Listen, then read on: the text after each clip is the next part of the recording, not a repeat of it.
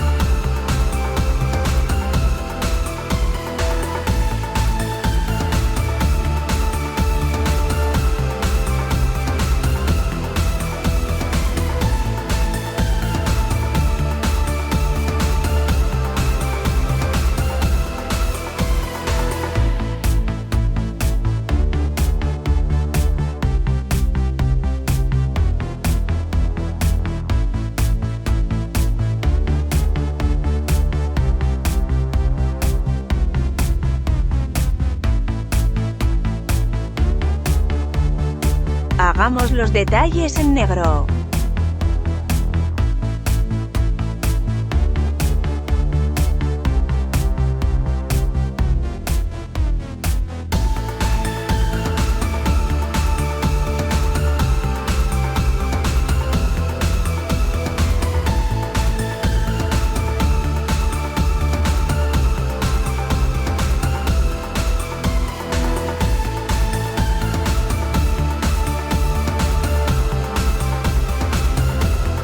Por último y con cuidado borraremos el boceto guía. Y listo, buen trabajo amigos, hemos terminado de dibujar a Naruto modo Kurama. Ahora comencemos a pintarlo.